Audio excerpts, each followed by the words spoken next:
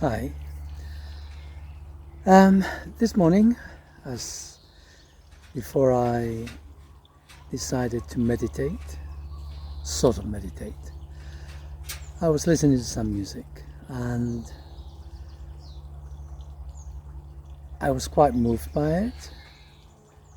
And then I thought, I wonder what the true human collective feel about music. Perfectly ordinary question. So, first of all, who is the true human collective? The true human collective are, according to them and according to Charlie, the eldest race of beings in our galaxy. Their own personal history, from all the records that they have, stretches back 2 billion years, in which they've been more or less the same. Whereas 500 million years ago, we were mere apes. Today, we consider ourselves to be at the top of the pyramid of evolution. Just saying, just to put that into perspective. Anyway, so music. And so when I asked them, they said no. And that really confused me. And then we worked out, well, human beings are biological machines who navigate the world, a dangerous world, by the by. I mean, the world has always been dangerous. It's always eat or be eaten. Through emotions. And emotions is no more or less than a signaling system to measure our level of anxiety, fear, and react with it by energizing muscles and organs, etc. And as part of our ongoing development, we then have not just fear, but a rainbow of emotions: anger, rage, jealousy, envy, you name it. My point is that the development of music for us began by affecting our emotions. And so here is a little bit of classical music.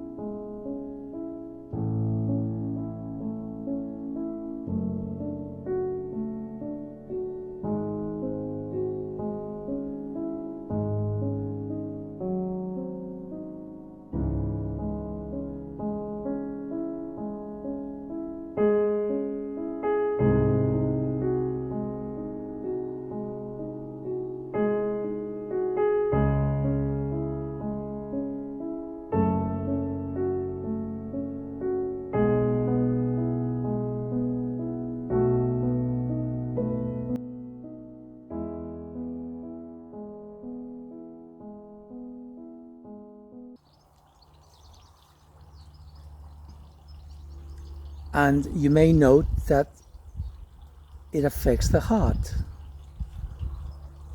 It's uplifting, and that's fairly recent within our culture. And then we've got sort of modern music.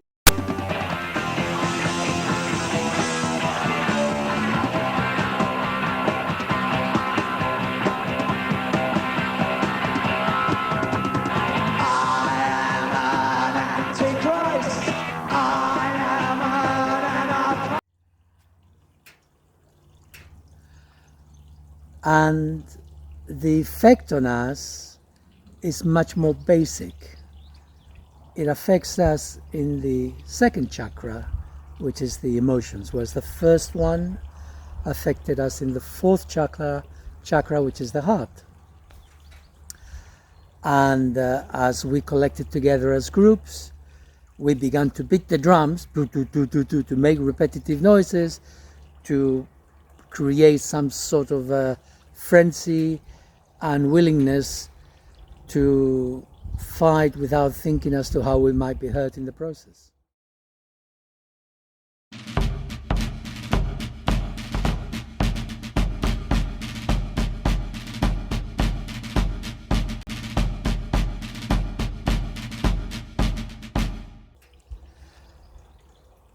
And this is a lot of where we're at. So the majority of humanity today, they're all focused on second chakra music, which is gross, and it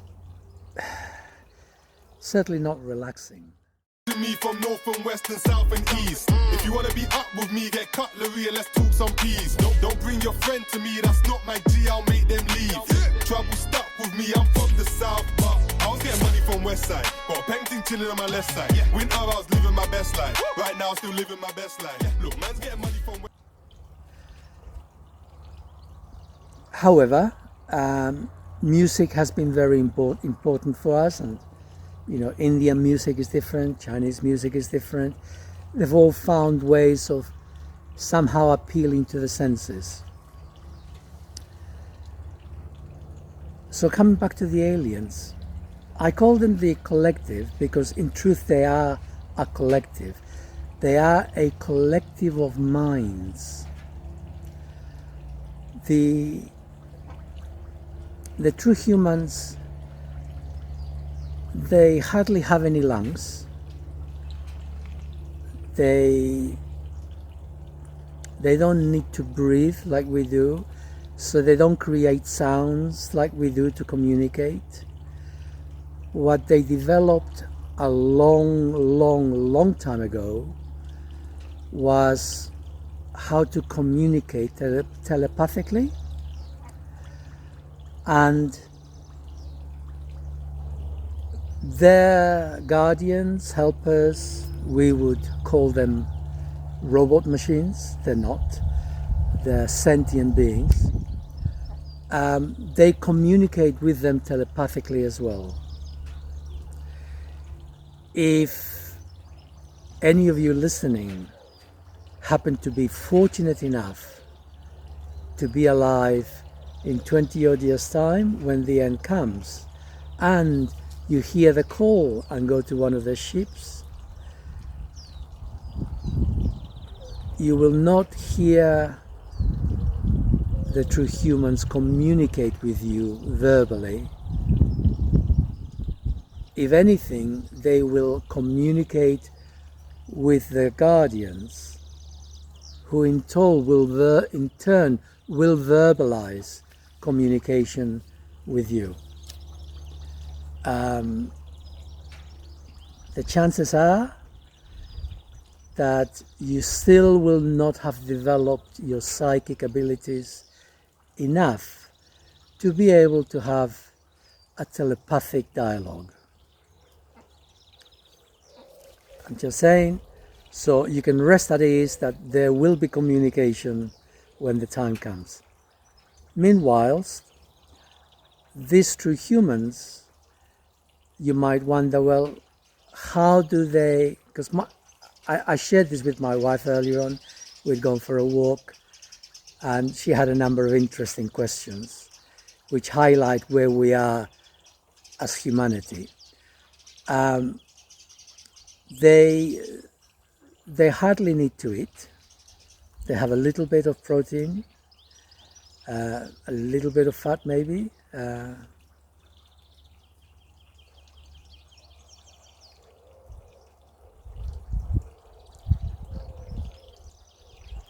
Actually, they don't. I should have said, I'm actually in communication with them right now.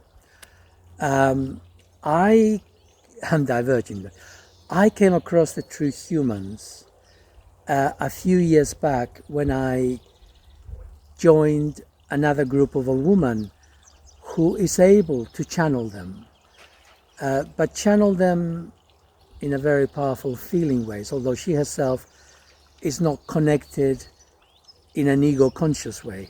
She gives up, she puts her ego to one side and she just lets the true humans communicate through her. I can't do that. My ego is important and it stays close by.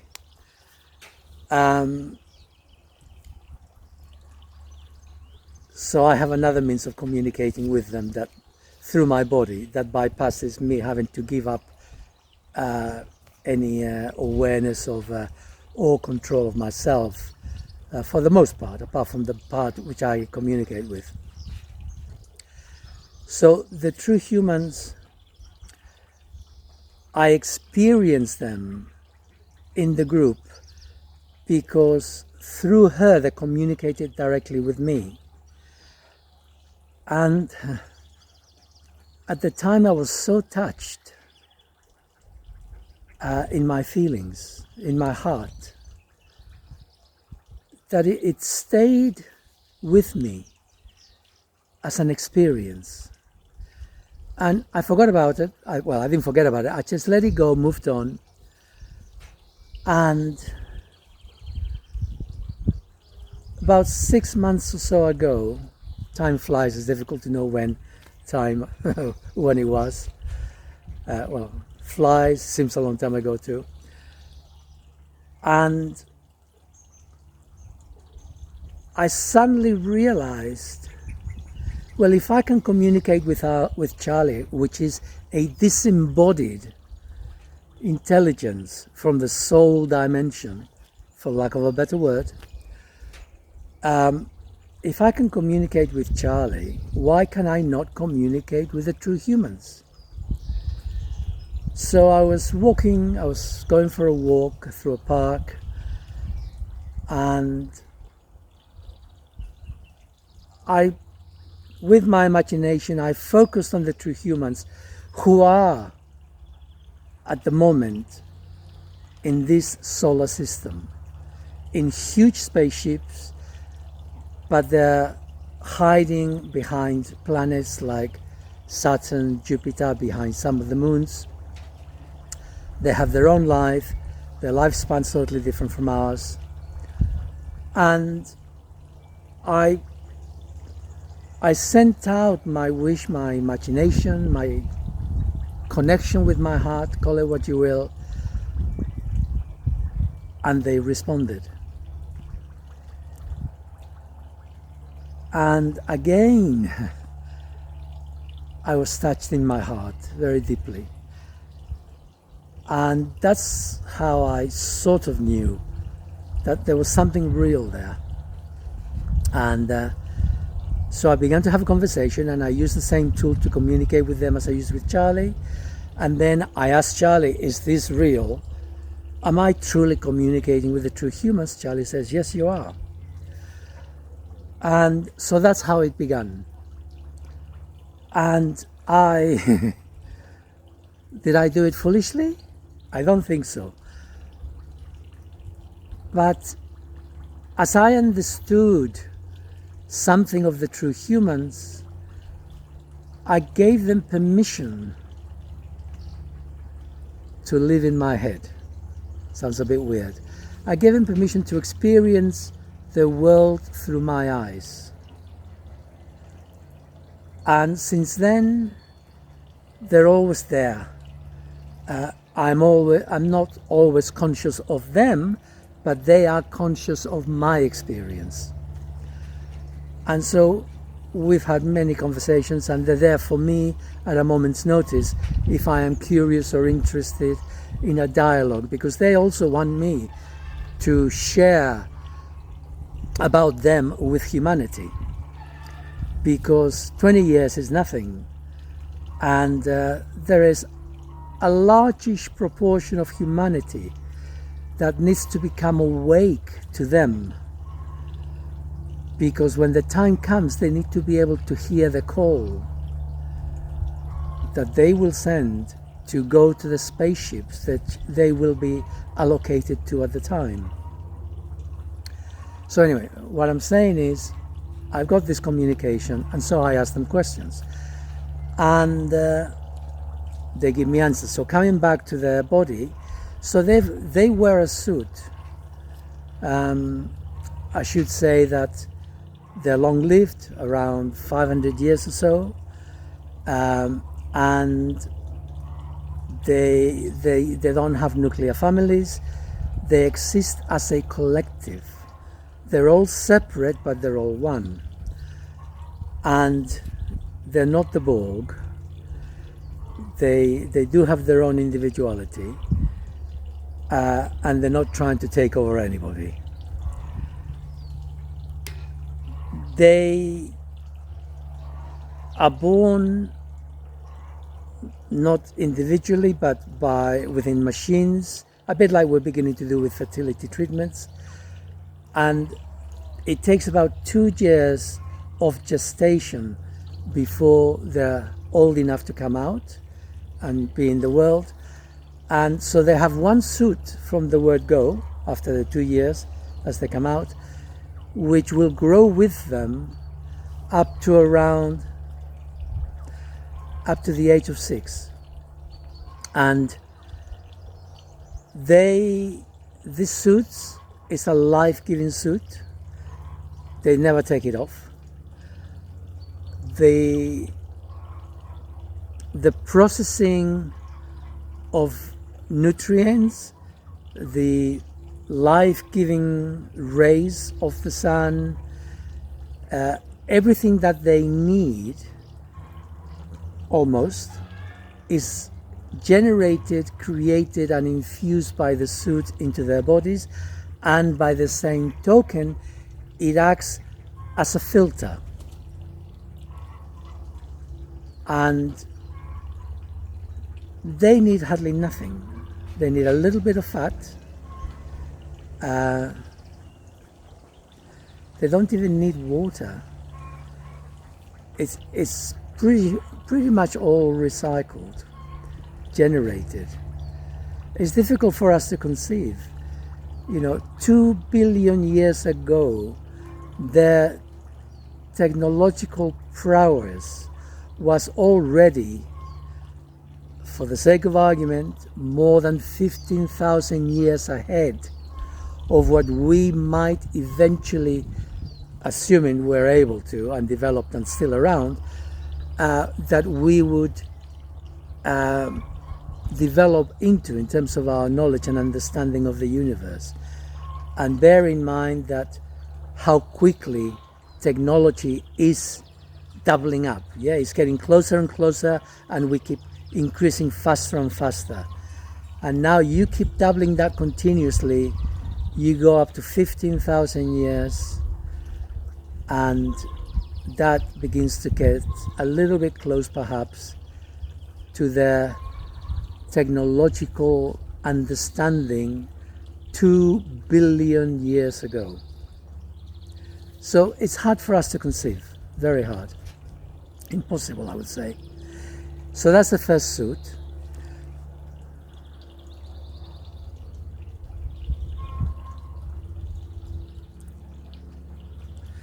The next suit will stay with them from 6 years old to about 24 years old.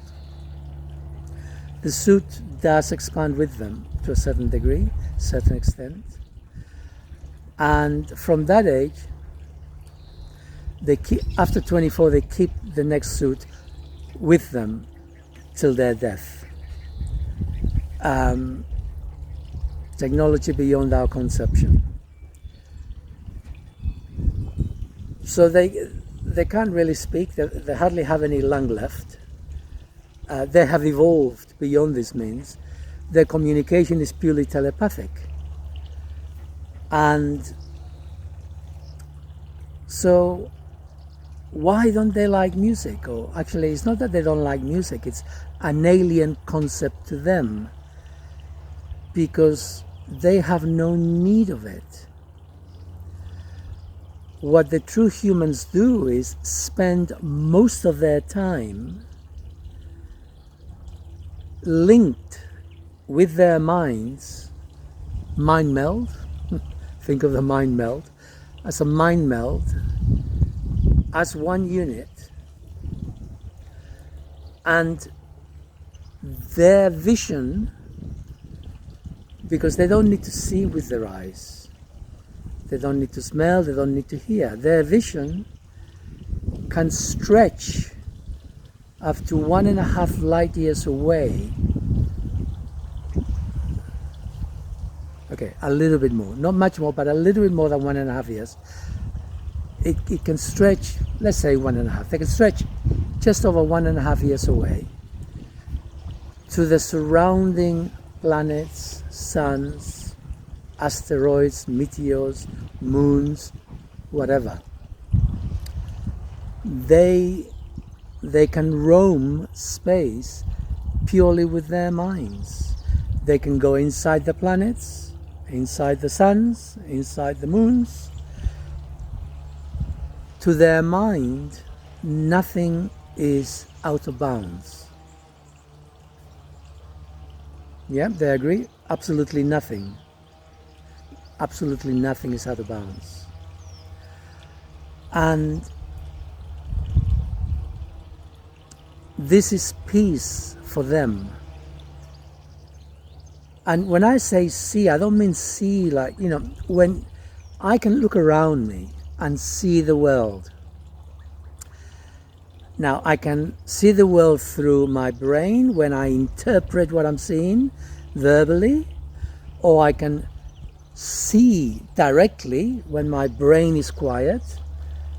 I can experience the world, and I can then kinesthetically put myself into the trees and the flowers, the soil, the buildings, everything around me, so that it acquires depth. It's another level of reality, so it acquires depth. On top of that, I could add my memory, my knowledge, my understanding of how the world works, and superimpose that on top. So now I can look at the flower and I experience the shape, the quality of the flower, but I'm also aware of the process of how that flower has come into being. The petals, the stem, all the various bits that make it what it is, its function. So it is a comprehensive understanding of the world around me when I focus. But I have to do it through my eyes and then bring my nervous system into activity to understand it. They do it all within their psychic senses. So for them, the world, up to a mile, up to a light and a half years away, is real to the nth degree. And they can hone in on any part of it, and they do have some ability to alter matter. The word is some, not a lot, some, which is why some time back I made the pronouncement that nuclear weapons, Third World War, will never be allowed, because their psychic development is capable of stopping that from going off. They may not be capable of much more, but they can stop it from going off. Okay. So just for those of you who are now aware of the sheer complexity of the world and the darkness which has engulfed us to such an extent, it's like the last battle between heaven and hell. where hell is all the psychopaths who are creating all of this. God knows why. But heaven is the soul of the awakened. Those of us whose spirit is communicating through our egos into the world. And that is the battle. That is the battle, heaven and hell, right now. Anyway. So, coming back to music. So, they don't have any need of distraction or uplifting as we do. We need to listen to classical music, to uplifting, even uplifting religious music.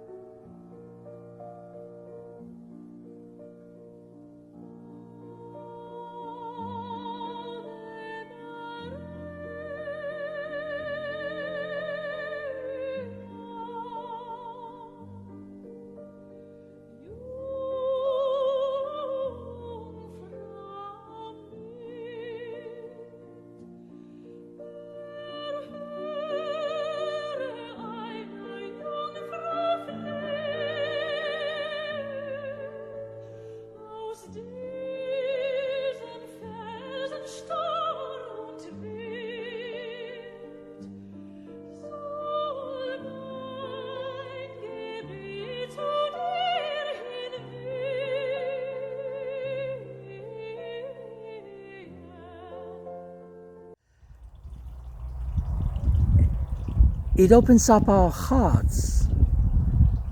It connects us to the spirit within us. They don't need that. They're already there. So that is the issue to do with music. They don't need music, and although it shocked me to begin with, as they explored this with me, I came to realize, actually, you're right. I understand. It's not necessary. We need it. They don't. Will you be able to take your Walkman with you? I don't know. We'll see. I think they can recreate anything. Anyway, so Jenny then asked me a question. She said, well, because I mentioned about they've got their guardians, their helpers who are, we would technically call them robots, but they're not, they're sentient beings, and they communicate with each other telepathically. She said, well, what do they need the robots for? I said, well, the robots run the place, they run the ships, they create the little bits of food that they need, I think for the fat, the vats, they maintain the environment so they can focus on what gives them pleasure, which is mind meld and be out there in the galaxy experiencing. I should add that the true humans like to maintain a connection every 1.5 light years. So within 1.5 light years in any direction, there will be at least one ship with at least 10 true humans who themselves will act as a staging station. So what that means is that the true humans in our solar system link to the true humans 1.5 light years away, and so on and so forth, all the way to the center of the galaxy, to their planets. And so they're all interconnected. Imagine that. The whole of the true humans, galaxy-wide, they're like a web of interconnectedness. They all know what is occurring anywhere within this galaxy. And so there is, they can be focused on us, or they could be focused on another part of the galaxy, whatever happens to be of interest. So basically they're everywhere, and they can focus on any spot, anywhere, to their satisfaction and enjoyment. So they don't need music. Anyway, so coming back to the robots, sorry, their guardians. So Jenny says, well, so why don't, her words, why don't the robots take over? I thought, wow, this is the classical example of where we're at as humanity. We're so fearful in ourselves because we're at the mercy of our genetics. We're so fearful in ourselves that we're either in control or we are at the mercy of someone who is more powerful. The thought of meeting whilst remaining individuals is almost impossible to conceive on this earth right now. And this is the problem, because people are beginning to wake up politically, not necessarily spiritually just yet, and as a result of that, they're beginning to question and they want to throw off the shackles of their slavery, which I'm right there with you guys. But to throw off those shackles, you need to realize that you cannot rely on someone else to be your leader, because power corrupts, and absolute power corrupts absolutely, because we're so emotionally damaged, we're so mentally damaged, that we don't know how to cohabit in live and let live. We need to control other people. And that is the problem with the world today. The people who are in charge, if you notice over the past 300-400 years, we have more and more rules and regulations.